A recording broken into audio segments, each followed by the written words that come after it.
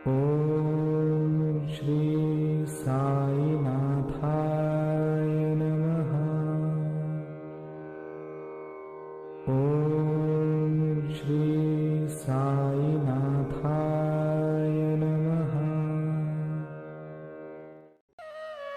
ये कोई मामूली किताब नहीं, नसीहत है नूरानी।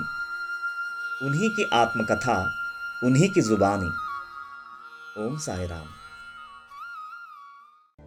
ओम साई राम।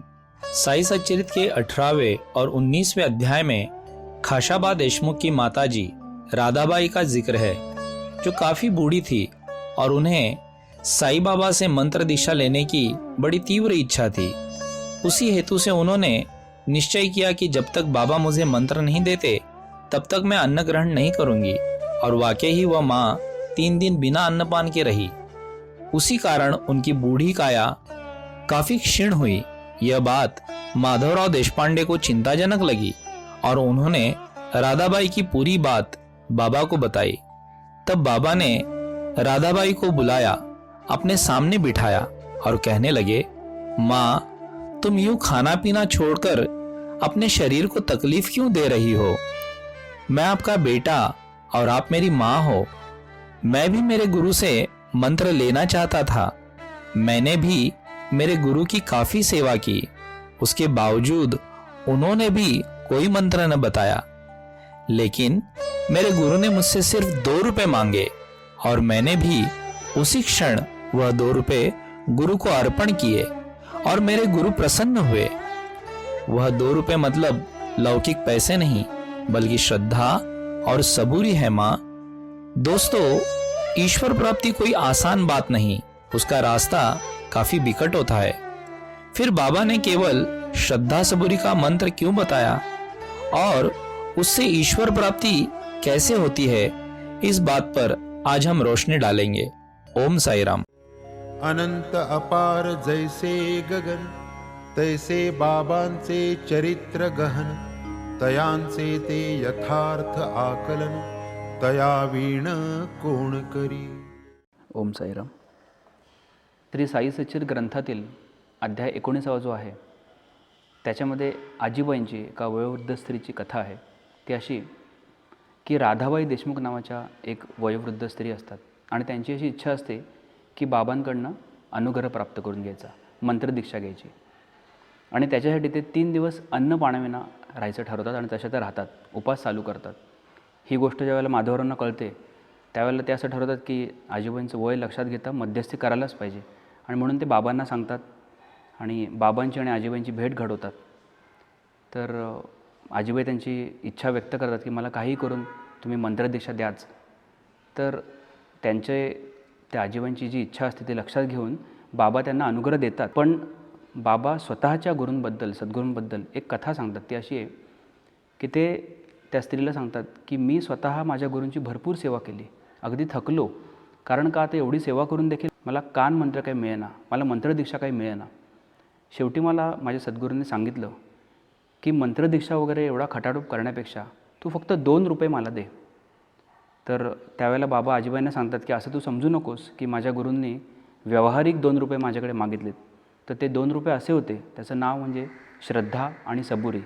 तेवढे 2 रुपये जरी तू दिलेस तरी तुला बाकी कुठलंही, अगदी तू साधनसंपन्न नसशील, बाकी कुठलीही तू साधनं नाही केलीस, केवळ विश्वास ठेवला, सबुरी ठेवली, तरी पण तुझं सगळं काम होईल, तुझा हा जो भवसागर आहे हा तरला जाईल, असं ते त्या आजीबाईंना सांगतात आणि दीक्षा देतात। अशी ती कथा आहे। तर कृष्णाजी, प्रश्न असा पडतो की बऱ्याच ठिकाणी सांगितलं जातं की अनेक वेगवेगळे पंथ आहेत, वेगवेगळ्या साधना पद्धती आहेत, वेगवेगळे योग सांगितलेले आहेत।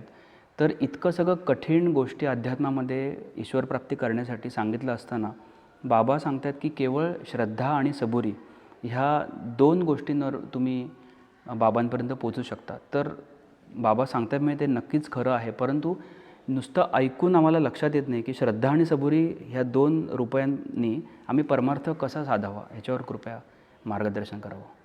श्रद्धा और सबूरी, ये 2 मूल मंत्र बाबा के साथ ऐसे जुड़ा है जैसे मानो उनकी 2 आंखें हैं। क्या बात है, वाह वाह।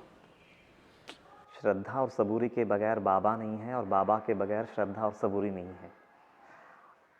संसार का ऐसा कोई टेम्पल नहीं होगा जहाँ पे बाबा की मूर्ति के साथ ये दो शब्द ना लगे हो।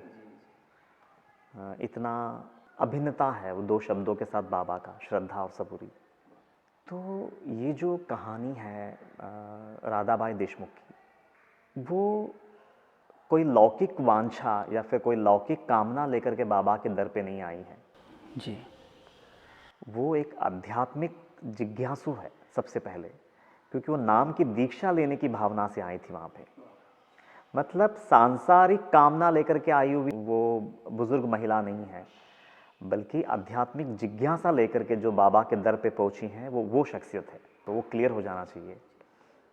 हाँ, भावना उनकी ये रहती है कि मैं अगर बाबा जैसे समर्थ सद्गुरु से अगर मंत्र दीक्षा लेती हूँ तो शायद मेरा बहुत जल्दी कल्याण होगा। ये भावना लेकर के बाबा के दर पे पहुंची है। व्हावा साई मुखींचाच मंत्र, घेता इतरत्र तो अपवित्र, श्री साई संताग्रणी पवित्र, अनुग्रह पात्र मज करो। बाबा फिर उनको वो 2 पैसे की दक्षिणा के बारे में बताते हैं।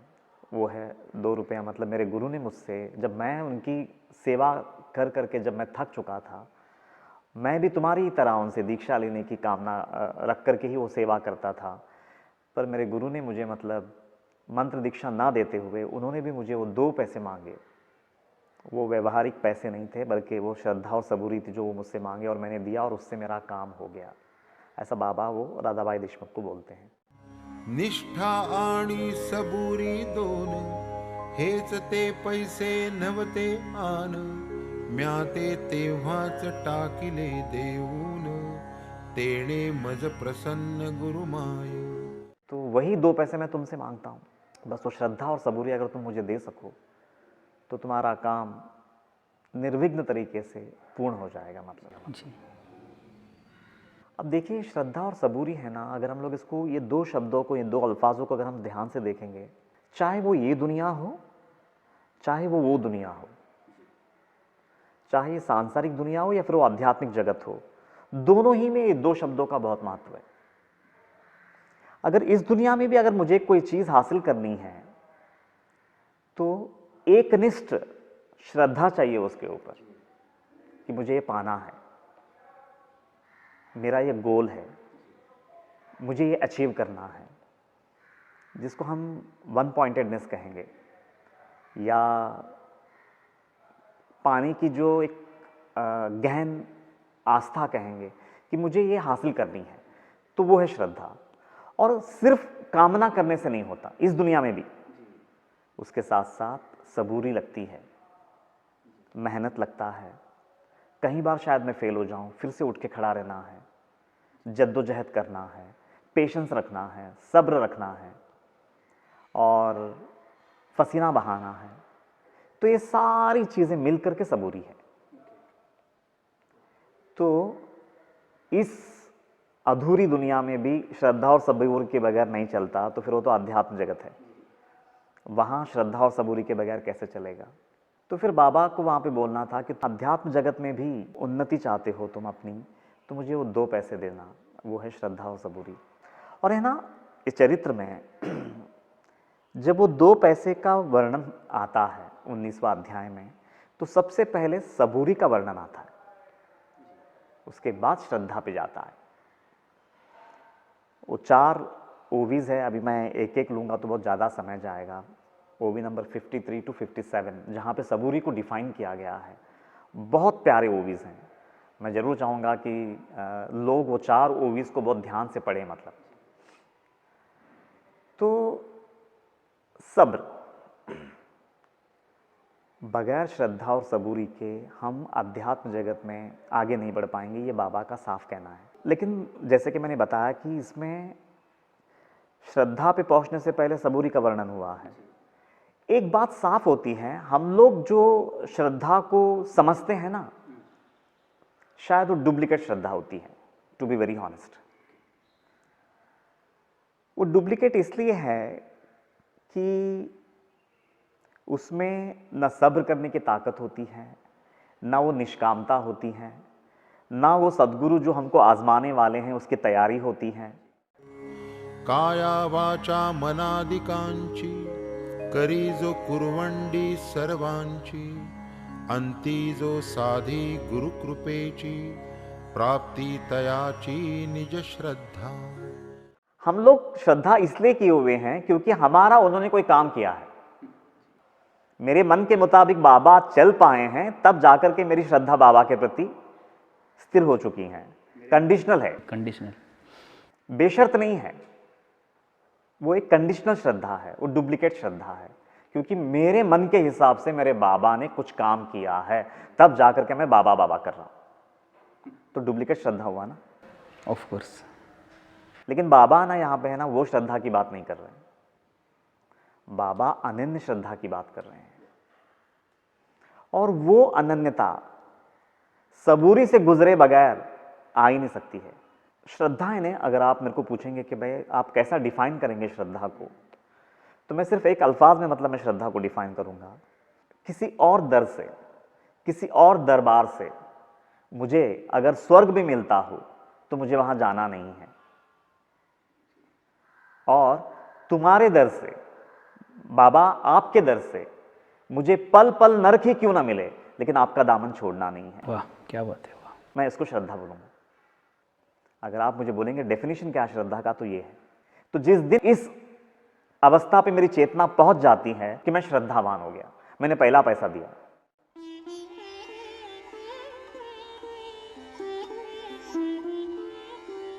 श्रद्धावान् लभते ज्ञानम् तत्परः संयतेन्द्रियः ज्ञानं लब्ध्वा परां शान्तिम् अचिरेणाधिगच्छति।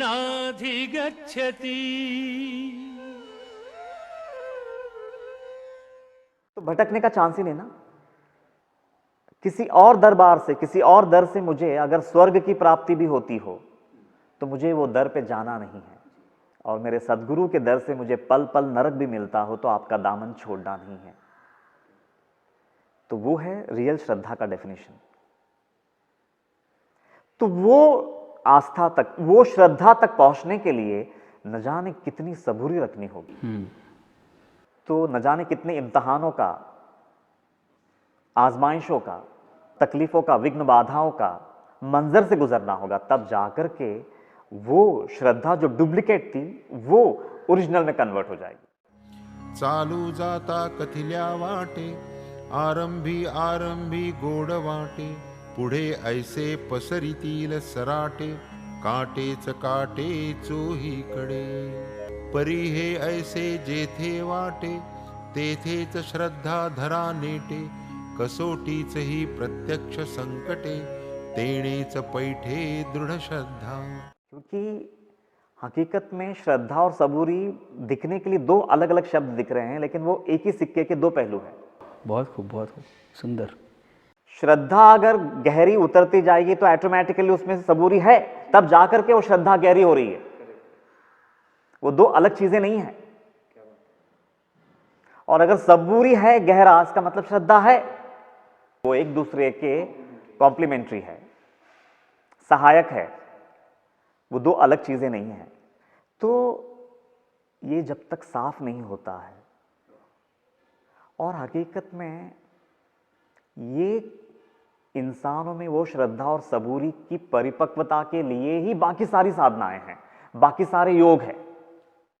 सबुरी वीण मनुष्य प्राणी स्थिती तयाची दैन्यवाणी पंडित असो का मोठा सद्गुणी व्यर्थ जिणे हिज विण। तो बाबा वो बाकी सारे योग के खिलाफ नहीं है, लेकिन बाबा वो मूल चीज को पकड़ लिया है। बाबा बोल रहे हैं कि ये दो चीजों को अगर तुम अच्छे से समझते हो तो मुझे तुमको बाकी ये साधना करो ये बोलने की जरूरत नहीं है, तुम अपने आप करोगे। क्या बात है, वाह वाह, क्लासिक। जड़ बता रहे हैं, जड़ बता रहे हैं, वो मूल बता रहे हैं कि तुम कहां फिसलते हो। तुम बाकी सारे योग करते हो, तुम बाकी सारी साधनाएं करते हो, लेकिन ये सबूरी नहीं होने की वजह से तुम्हारी श्रद्धा में वो धार नहीं आती है। तो अगर वो श्रद्धा में वो धार नहीं है और ये सारे योग है, ये सारी साधनाएं हैं, तो सबसे पहले तो वो कौड़ी मोल है। जी। और वो सबूरी भी अगर जिसकी बात कर रहे हैं, वो श्रद्धा भी जिसकी बात कर रहे हैं, वो थोपा हुआ नहीं चाहिए, वो सुनी सुनाई नहीं चाहिए, वो सहज होनी चाहिए वो सबूरी। ये बात का एहसास तक नहीं होना चाहिए कि मैं बहुत कुछ सह रहा हूं, बल्कि वो सहने में भी एक संतुष्टि हो, एक मिठास हो, उसको सच्ची श्रद्धा कहेंगे।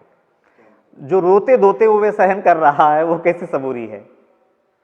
मैं एक एग्जांपल बोल देता हूं। समझो अगर आज के तारीख में भगवान राम जी मेरे सामने प्रत्यक्ष खड़े हो जाते हैं, आ जाते हैं यहां पे, अभी अभी यहां पे खड़े हो गए, और मैंने अगर उनसे सवाल पूछा, हे राम जी, मैं आपका पूरा जीवन जब देखता हूं ना, तो बचपन से लेकर के मृत्यु तक सिवाय दर्द और गम के आपने कुछ नहीं देखा, और आप इतने धर्म के राह पे थे, इतनी नेकियां आपने अपने जीवन में जिए, इतने सन्मार्ग पे आप चलते रहे, लेकिन फिर भी आपका जीवन जब मैं देखता हूं तो सिवाय तकलीफों के, सिवाय विघ्न बाधाओं के कुछ भी नहीं है। तो फिर क्या हासिल किया आपने? समझो मैंने सवाल पूछा मेरे राम जी को, तो राम जी का जानते हो आंसर क्या होगा? मैं नहीं जानता कि मैंने क्या हासिल किया। मेरे राह पे चलने की वजह से मुझे दुख हुआ कि सुख हुआ, मेरी नजर उस पे थी ही नहीं। मेरी नजर तो वो ईमान पे थी। मैं वो ईमान का दामन पकड़ के चलता रहा, पता तक नहीं चला कि मैं सुखी था या दुखी था। ओहो, क्या बात है, वाह।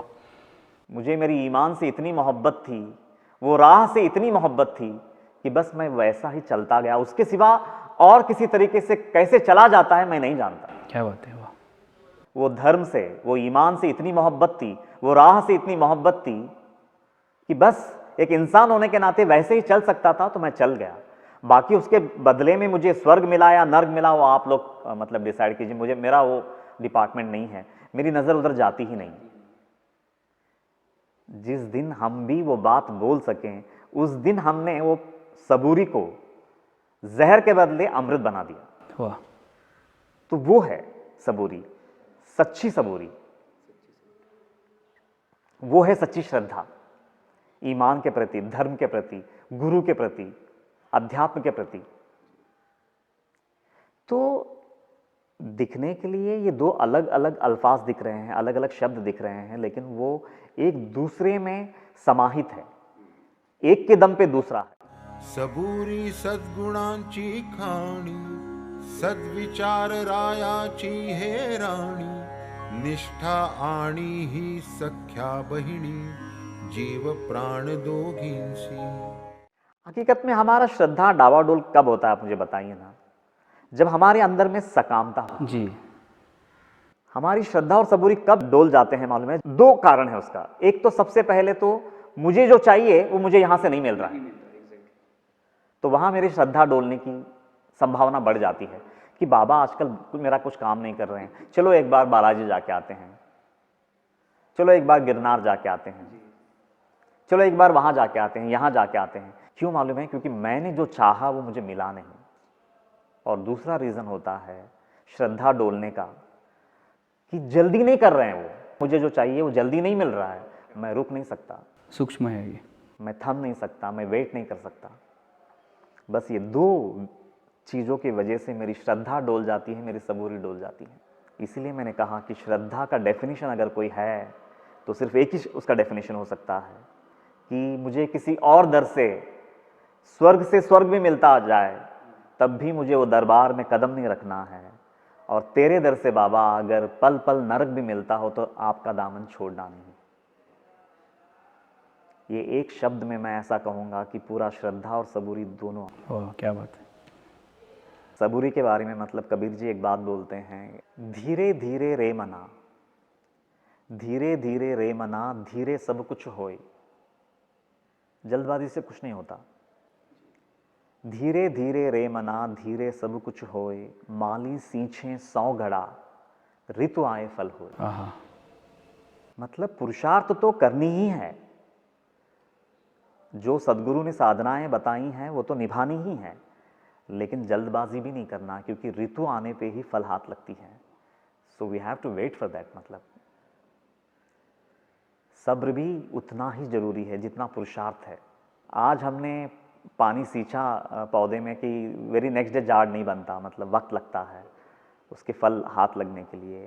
तो इन द सेम वे साधना भी मतलब पुरुषार्थ तो पूरी तरह से निभानी है, लेकिन सिद्धि कब हाथ लगेगी उसके बारे में ज़्यादा फिक्रमंद होने की ज़रूरत नहीं है, क्योंकि हमसे ज़्यादा हमारी उद्धार की चिंता हमारे सद्गुरु को होती है, बस वो आस्था होनी चाहिए जी। तो ये सब मिल करके श्रद्धा और सबूरी है, मैं ऐसा कहूँगा। खूप सुंदर कृष्णाजी, आपण नेहमीच म्हणतो की सब्र का फल मीठा होता है.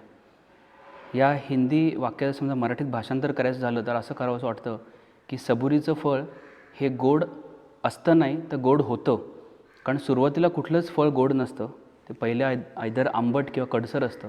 विश्वासाने आपण ते तिथेच थांबलो, फळ हातात घेण्याची घाई न करता आपण थांबलो तरच ते कडू फळ किंवा आंबट फळ हळूहळू गोड होतं. तसंच विश्वासाने आपण बाबांच्या पायाशी जर थांबलो तरच आपल्याला गोड फळ हाती लागणार आहे आणि ते फळ दुसरं तिसरं नसून श्रद्धा हे असणार आहे. आणि मग आपल्याला मीराबाईंच्या भजनाचा अर्थ कळेल की राणाने विष दिया मानो अमृत पिया. खूप सुंदर कृष्णाजी. इस लीला का सार, इस लीला के माध्यम से बाबा हमें बता रहे हैं कि ये संसार हमेशा ही से स्वार्थ और परमार्थ, दीन और दुनिया, रोजी और रोशनी के बीच के संघर्ष से जूझती आ रही है. ये कभी न सुलझने वाली उलझन सिर्फ श्रद्धा और सबूरी की गहराई को समझकर ही सुलझ सकता है. मैं तुम्हारी हर जायज और नाजायज मांग पूरी नहीं कर सकता. ये आज तक न किसी भगवान ने कभी किया है, न कोई करेगा. मेरा हर चमत्कार, मेरी हर लीला की शुरुआत बेशक स्वार्थ से ही शुरू होती है, पर यह कभी न भूलना कि उसका अंत हमेशा परमार्थ पर ही होता है. कब तक मेरी लीलाओं में और मेरे चमत्कारों के मोह में फंसे रहोगे? उन लीलाओं के परे मेरे हृदय की धड़कन कब सुनोगे? मैं अगर दूसरे पैसे के रूप में तुमसे सबूरी मांग रहा हूं तो इसका मतलब सिर्फ इतना है कि तुम्हें कठिनाइयों से और मुसीबतों से भी जूझना है. ये एक कड़वी सच्चाई है. इस कड़वी सच्चाई पर कबीर जी कहते हैं, मीठा मीठा सब कहे, मीठा सब कोई खाए. मीठा मीठा सब कहे, मीठा सब कोई खाए. कड़वा नीम न पीवसी, सभी रोग मिट जाए. अंत में इस लीला पर मेरा हृदगत यही कहता है, श्रद्धा और सबूरी पूरे ब्रह्मांड की दो नासिकाएं हैं जिससे सारा जहां का अध्यात्म, रूहानियत और स्पिरिचुअलिटी सांस लेती है. चाहे कोई देश हो, चाहे कोई धर्म, सब बेजान ही है जब तक उसमें श्रद्धा सबूरी की जान नहीं है. हर वफा, हर ईमान है अधूरी, जहां में नहीं श्रद्धा और सबूरी.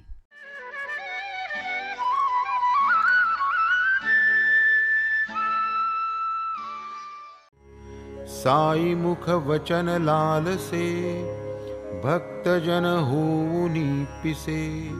शब्द शब्दांचे जोडून ठसे, पाहत भरवसे प्रतीती. कृपा आपुली झाली वीण, पोथी वाचणे केवळ क्षीण.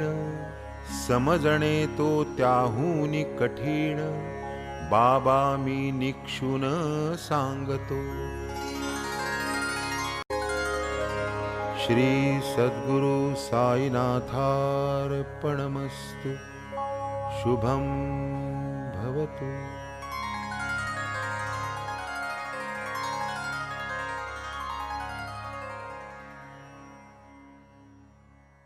श्री सच्चिदानंद सद्गुरु साईनाथ महाराज